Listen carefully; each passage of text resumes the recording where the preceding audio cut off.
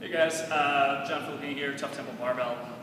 Just going to be giving you guys, the Barbell Club is going to be doing quite a bit of bench work in the next little bit of cycle because I need you guys to get, big and strong. Of course, we've done a lot of technique work over the last block of time, and actually the whole past year, and I want to make sure that we spend some time really focusing on getting that base of technique magnified by a nice base of strength. So, bench press. A lot of people don't realize that for powerlifting movements, squat, bench, and deadlift, bench press is, in many ways, actually their version of the snatch. It's the most technical lift they have.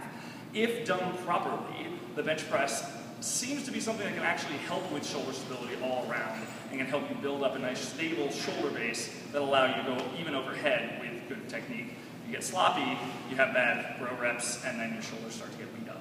But first, it all starts with a solid base. So, if we come on and look at the actual bench, realize that at most CrossFit gyms, and especially I know it's true at both of our Tough Temple locations, the bench is actually free floating. It's not attached to the rig itself. So I want to make sure that you're actually centered on the rig. Just for uniformity, I believe at the rugby location, it's part of the dogs, at the rugby location you can use a 5 kilo plate and it'll actually cinch in there pretty tightly. But here I'm grabbing any of the full-size plates, and it's nice to weight down the bar or the bench, but really all that matters is you actually get lined up so that the apex of this and here is lined up with the rig, so the bench is actually square. And if you actually look through the middle, you can get a good view of the fact that it's actually about even distance here and here. If you got without the plate here, this is a huge distance. You have no idea if you're centered on the rig. You want to make sure you're centered on the rig so everything's nice and consistent. The weighting down with these plates is just kind of an added benefit. It's not really necessary. So that's rule number 1. Rule number 2, when you lay down, we'll get into this basically in a moment. You should have, your shoulders are retracted, the bench should be just below the height of your wrist. Pretty much right in line with that, so that you can just lock out and get off of there. I don't need you really pressing the bar an extra rep. If it's real heavy and you got a work set, you should have a spotter and lift off anyway, but you won't need that for the warm-ups. I just want to have a nice uniform position of where the rigs are going to be. Now, setting up your body. Just like every other lift, this lift starts from the floor, not from the bench. The lift starts from the floor, so I need you guys to be actually square on the bench.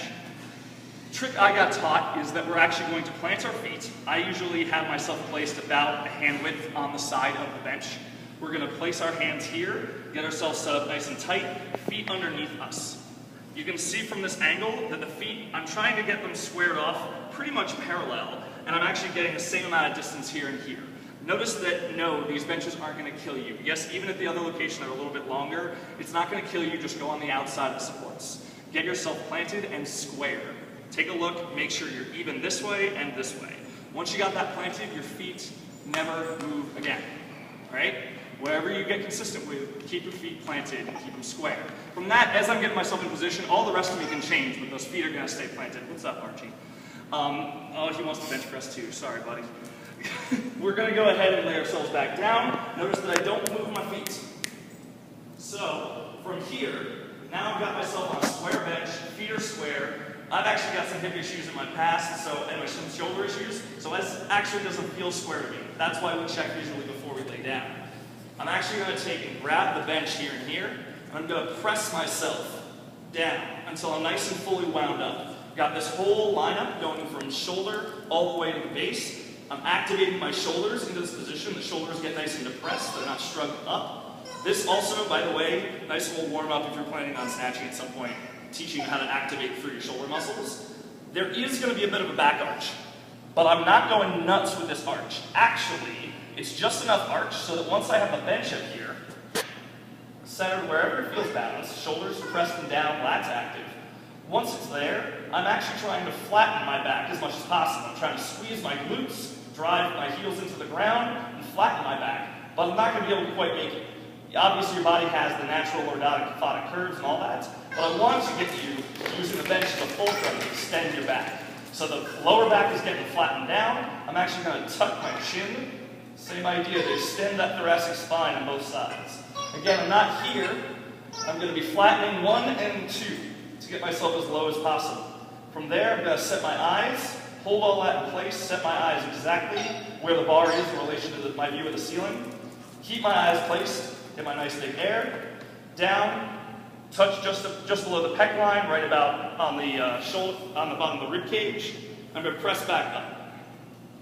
right to the exact same spot that I was before. Now, what I actually want the barbell pull-up this cycle doing for the first few weeks at least, your very first rep, I want you to pause. So we really practice our leg drive. Now, I got no weight on the bar here.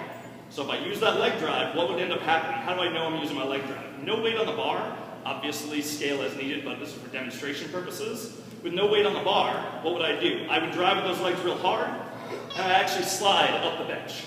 That movement right there, that I'm here, and I slide up.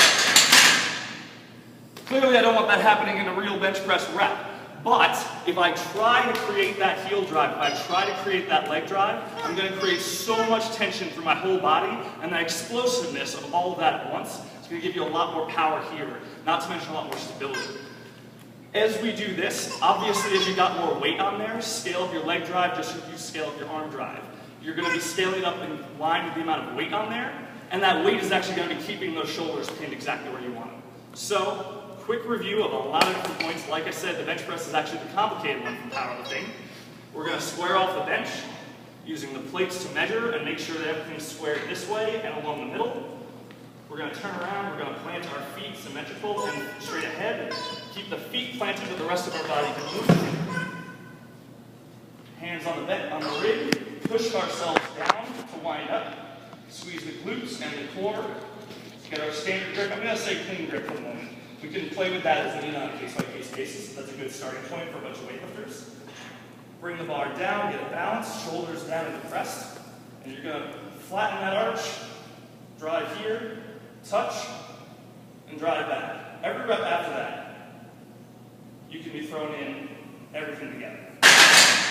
Hope that helps. There'll be a lot of bench press coming. You guys are going to learn to have a lot of fun with this.